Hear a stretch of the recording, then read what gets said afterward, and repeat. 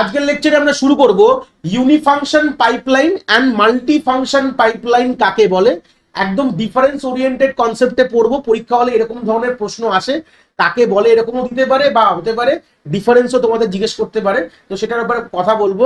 এর আগের লেকচারগুলোতে আমরা বেসিক পাইপলাইনিং অনেকগুলো কনসেপ্ট ক্লিয়ার করে নিয়েছি, কাকে বলে পাইপলাইনিং, কত ধরনের পাইপলাইনিং হতে পারে এবং তার যত রকমের অঙ্ক হতে পারে সেগুলো সবই কিন্তু মোটামুটি আমাদের এই প্লেলিস্টে এখন অ্যাভেলেবেল। যারা এখন এই কনসেপ্টগুলোকে গ্রিপ আপ করোনি, আমি এই ভিডিওর আই বাটনে প্লেলিস্টের লিঙ্ক প্রোভাইড করে দেবো, তোমরা সিকোয়েন্সিয়ালি কনসেপ্টগুলোকে দেখতে পারো। এবার চলে আসি কি বলছে ইউনিফাংশন এবং মাল্টি ফাংশন।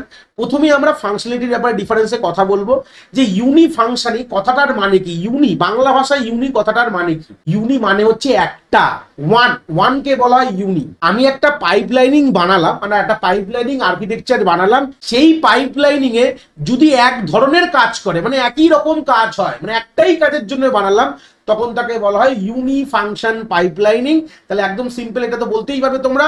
মাল্টি ফাংশন মানে we can perform multiple type of task, মানে যেখানে একটা পাইপলাইন বানিয়ে অনেক রকমের দু তিন রকমের কাজ করছি, এরকমও হয়, আছে, নেই তা না, এরকমও পাইপলাইন হয়। তোমরা দেখে হয়তো বলবে স্যার আগের যা ভিডিও দেখে এসেছি সেখানে তো আমরা মোটামুটি যা বুঝলাম পাইপলাইনিং তো এক ধরনেরই কাজ করে, ইনস্ট্রাকশন হলে ইনস্ট্রাকশন, অ্যারিথমেটিক হলে অ্যারিথমেটিক, এরকম হতে পারে যেখানে মাল্টিপল কাজ করছে। হ্যাঁ হয়, অলরেডি আমাদের প্লেলিস্টে একটা ভিডিও আছে numerical on multiline multi function pipelining এর উপর অনেক বড় বড় কথা হয়, অনেক বড় বড় অঙ্ক আসে, অনেক বড় বড় কনসেপ্ট আছে, এগুলো অলরেডি আমাদের প্লেলিস্টে অ্যাভেলেবেল আছে। তো সেই সূত্রে দাঁড়িয়ে এরকম পাইপলাইনিং হয় যেখানে একটা পাইপলাইনিং আর্কিটেকচার বানালাম যেখানে মাল্টিপল কাজ, যেরকম ধরনের কাজ হোক না কেন। ধরে নাও আমরা ফাংশন হিসেবে বলি, ধরে নাও একটা পাইপলাইনিং দু তিন রকম ফাংশন এক্সিকিউট করছি। ধরে নাও আমি সিম্পল কথা বলছি, অ্যাডিশন, মাল্টিপ্লিকেশন, ডিভিশন, সাবট্রাকশন, এরকম ধরো 4-5টা ফাংশন রয়েছে।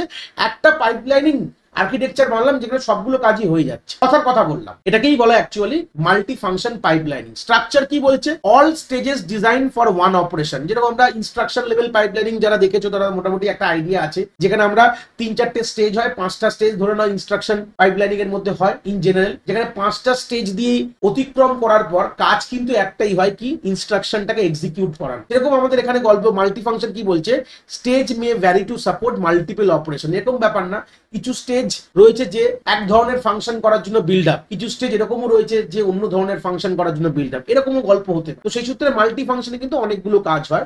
এক্সাম্পল যেরকম দেখো ফ্লোটিং পয়েন্ট অ্যাডিশন অনলি, যারা অ্যারিথমেটিক পাইপলাইনিং এর ভিডিও দেখে এসছো তারা মোটামুটি এটা এক্সাম্পলটা খুব সিম্পল তোমাদের কাছে লাগবে, কারণ কখনো আমি এক্সাম্পল দিয়েছিলাম এটার ব্যাপারে। আর মাল্টি ফাংশনের মধ্যে কি হয়? Addition, multiplication, division in one pipe, যেটা এক্ষুনি আমি বললাম। ধরুন একটা পাইপলাইন আর্কিটেকচার তৈরি করলাম যেখানে আমরা অ্যাডিশনও করতে পারবো, মাল্টিপ্লিকেশনও করতে পারবো আর ডিভিশনও করতে পারবো, এরকম হতে পারে। ফ্লেক্সিবিলিটি কি বলছে? লো, যেহেতু অবভিয়াসলি বুঝতে পারছো টাস্ক স্পেসিফিক বলছে, যেখানে এক ধরনেরই কাজ করবো, এখানে ফ্লেক্সিবলি নেই কোনোভাবে, আলটিমেটলি এর জন্য বানানো, এটাই করতে পারবো, স্বাভাবিক না? যেরকম ধরুন একটা সিম্পল কথা বলছি যে এসির যে রিমোট তোমরা দেখেছো হয়তো, তো এসি রিমোটে কি কাজ করতে পারো? সিম্পলি এসির টেম্পারেচার বাড়াতে কমাতে পারো বা মোড চেঞ্জ করতে পারো। তুমি চাইলে কি ওখানে গেম খেলতে পারবে? নিশ্চয়ই পারবে না। তাহলে অবভিয়াসলি এক্সাম্পলটা একটুখানি হাইপোথেটিক্যাল হলো, বাট একটা হাস্যকর ব্যাপার বললাম, কিন্তু গল্পটা এরকমই যে আমি একটা নির্দিষ্ট কাজের জন্য বানিয়েছি এবং সেই কাজটাই কিন্তু ওখানে করা হবে, তার থেকে বেশি কিন্তু কাজ করা যাবে। মাল্টি ফাংশনে কি বলছে? High can handle different instruction. তো ওই জন্যই বানানো হয়েছে না, যে এরকম মাল্টিপল টাইপ অফ ইনস্ট্রাকশন কিন্তু এখানে এক্সিকিউট করতে পারে। অ্যাকচুয়ালি বলতে পারো যে মাল্টিপল ফাংশন একই পাইপলাইনিং কিন্তু এখানে এক্সিকিউট করতে পারে।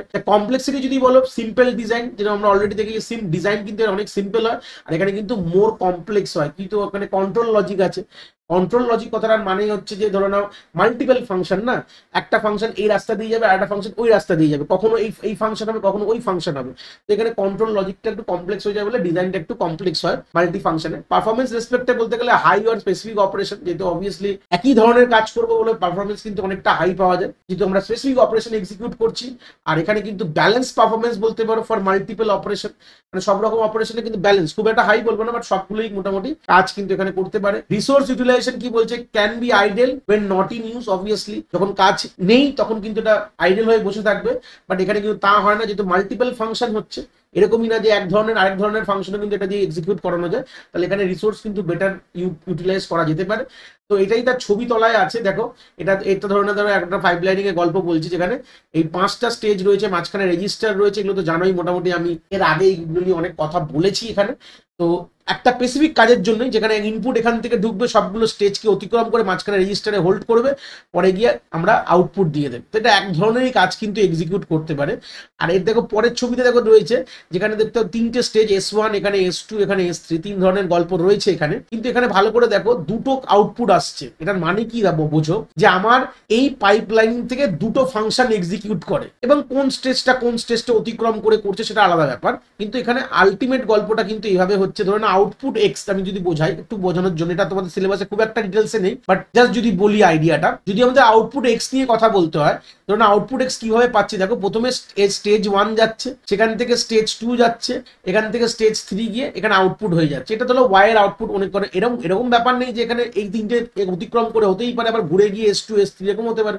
মানে একটা ফাংশন এক্স এর আউটপুট পেতে গেলে আমাদের এরকম অনেক রকম গল্প হতে পারে। যেমন S1 এ গেলাম ধরে নাও, তারপর আমি ধরে নাও S2 তে গেলাম, তারপর ধরে নাও S3 তে গেলাম, তারপর আবার ধরে নাও S1 এ গেলাম, তারপর সেখান থেকে আমার আউটপুট, মানে এই চারটে স্টেজকে অতিক্রম করে কিন্তু আমার এক্স এর কিন্তু আউটপুটটা আমি পাচ্ছি। দেখো S1 থেকে S2 এরকম গেলাম, আবার ঘুরে আবার এরকম এসে এখান দিয়ে আউটপুট এরকম হতে পারে। সেটা ডিপেন্ড করবে তোমরা কিভাবে ডিজাইন করবে, বাট এরকমও গল্প কিন্তু হলেও হতে পারে। আইডিয়াটা জাস্ট বললাম, যেখানে মাল্টিপল ফাংশন কিন্তু এখানে এক্সিকিউট করা যায়। এই ছবিটা কিন্তু পরের লেকচারে আমাদের কাজে লাগবে, এই একই ধরনের আইডিয়াটা, যেখানে আমরা মাল্টি ফাংশন আর ইউনিফাংশনের ভিত্তিতে আমরা কিন্তু স্ট্যাটিক এবং ডাইনামিক পাইপলাইনিং এর পরের লেকচারে দেখবো, যেখানে এই একই ছবিগুলো কিন্তু আমাদের কাজে লাগবে। যাই হোক, মোটামুটি কিন্তু আইডিয়া ক্লিয়ার করলাম। মাল্টি ফাংশনে অনেকগুলো ফাংশন একটা পাইপলাইন যখন তৈরি করি সেখানে আমরা এক্সিকিউট করতে পারি, কিন্তু ইউনিফাংশন যেটা পাইপলাইনিং সেটা কিন্তু একটাই ধরনের কাজ কিন্তু এক্সিকিউট করতে পারে। তো এই ছিল আইডিয়াটা। আশা করি তোমরা এখান থেকে খুব ভালো করে বুঝতে পেরেছো।